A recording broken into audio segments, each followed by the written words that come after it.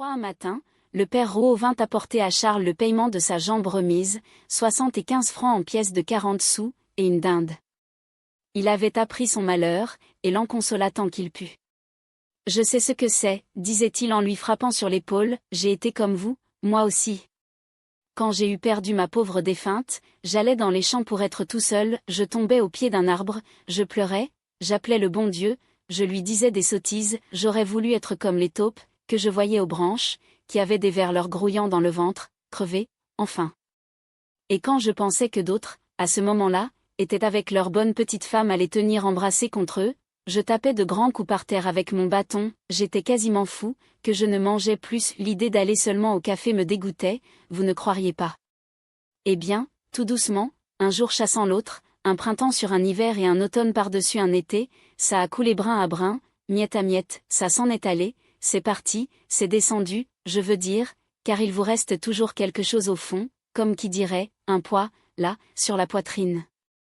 Mais, puisque c'est notre sort à tous, on ne doit pas non plus se laisser dépérir, et, parce que d'autres sont morts, vouloir mourir.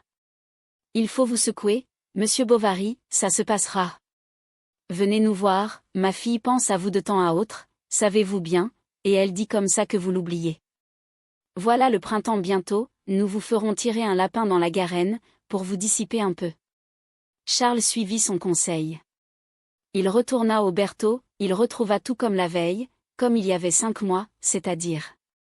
Les poiriers déjà étaient en fleurs, et le bonhomme Rouault, debout maintenant, allait et venait, ce qui rendait la ferme plus animée. Croyant qu'il était de son devoir de prodiguer au médecin le plus de politesse possible, à cause de sa position douloureuse, il le pria de ne point se découvrir la tête, lui parla à voix basse, comme s'il eût été malade, et même fit semblant de se mettre en colère de ce que l'on n'avait pas apprêté à son intention quelque chose d'un peu plus léger que tout le reste, tels que des petits pots de crème ou des poires cuites. Il conta des histoires. Charles se surprit à rire, mais le souvenir de sa femme, lui revenant tout à coup, l'assombrit. On apporta le café, il n'y pensa plus.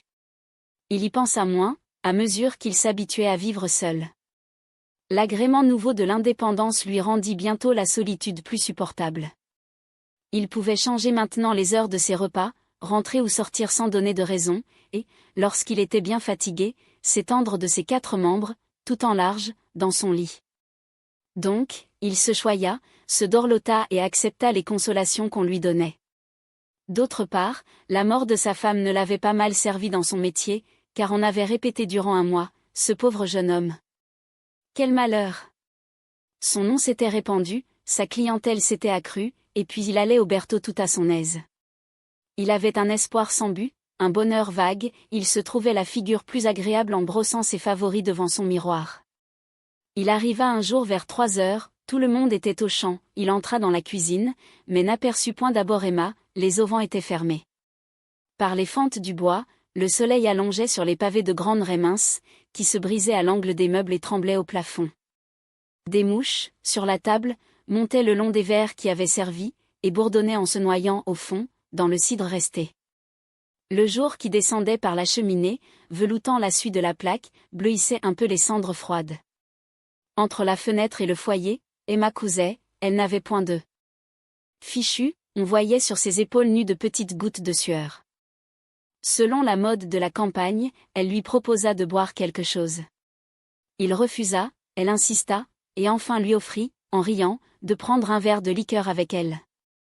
Elle alla donc chercher dans l'armoire une bouteille de curaçao, atteignit 2 petits verres, emplit l'un jusqu'au bord, versa à peine dans l'autre, et, après avoir trinqué, le porta à sa bouche. Comme il était presque vide, elle se renversait pour boire, et, la tête en arrière, les lèvres avancées, le cou tendu, elle riait de ne rien sentir, tandis que le bout de sa langue, passant entre ses dents fines, léchait à petits coups le fond du verre. Elle se rassit et elle reprit son ouvrage, qui était un bas de coton blanc où elle faisait des reprises, elle travaillait le front baissé, elle ne parlait pas, Charles non plus. L'air, passant par le dessous de la porte, poussait un peu de poussière sur les dalles, il la regardait se traîner, et il entendait seulement le battement intérieur de sa tête, avec le cri d'une poule, au loin, qui pondait dans les cours.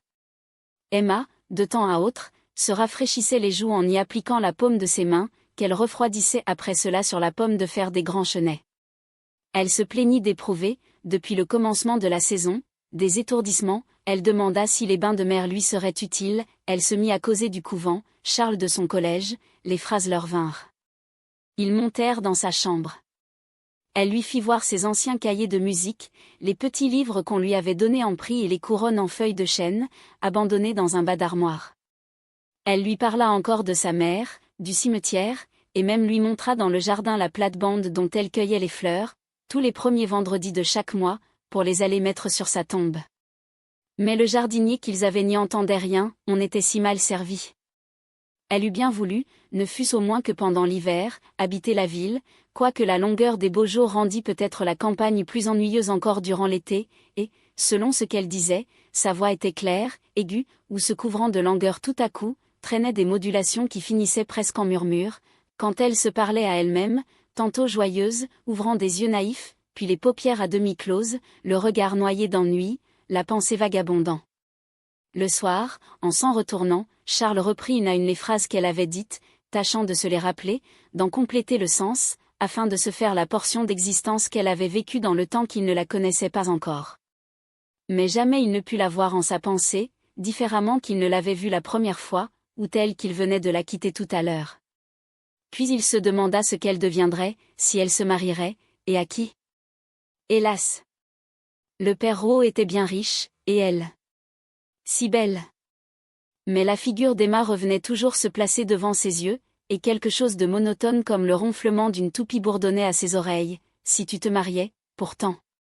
Si tu te mariais.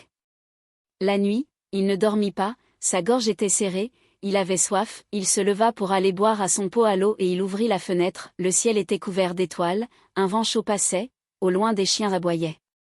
Il tourna la tête du côté des Bertaux.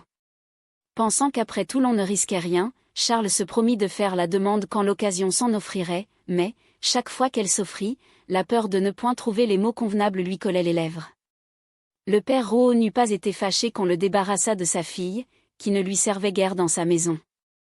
Il l'excusait intérieurement, trouvant qu'elle avait trop d'esprit pour la culture, métier maudit du ciel, puisqu'on n'y voyait jamais de millionnaire. Loin d'y avoir fait fortune, le bonhomme y perdait tous les ans, car, s'il excellait dans les marchés, où il se plaisait aux ruses du métier, en revanche la culture proprement dite, avec le gouvernement intérieur de la ferme, lui convenait moins qu'à personne. Il ne retirait pas volontiers ses mains de dedans ses poches, et n'épargnait point la dépense pour tout ce qui regardait sa vie, voulant être bien nourri, bien chauffé, bien couché. Il aimait le gros cidre, les gigots saignants, les glorias longuement battus. Il prenait ses repas dans la cuisine, seul, en face du feu, sur une petite table qu'on lui apportait toute servie, comme au théâtre. Lorsqu'il s'aperçut donc que Charles avait les pommettes rouges près de sa fille, ce qui signifiait qu'un de ces jours on la lui demanderait en mariage, il rumina d'avance toute l'affaire. Il le trouvait bien un peu gringalet, et ce n'était pas là un gendre comme il l'eût souhaité, mais on le disait de bonne conduite, économe, fort instruit, et sans doute qu'il ne chicanerait pas trop sur la dot. Or, comme le père Rouault allait être forcé de vendre 22 acres de son bien, qu'il devait beaucoup aux maçons, beaucoup aux bourreliers, que l'arbre du pressoir était à remettre, s'il me la demande, se dit-il, je la lui donne. À l'époque de la Saint-Michel, Charles était venu passer 3 jours au Bertaux.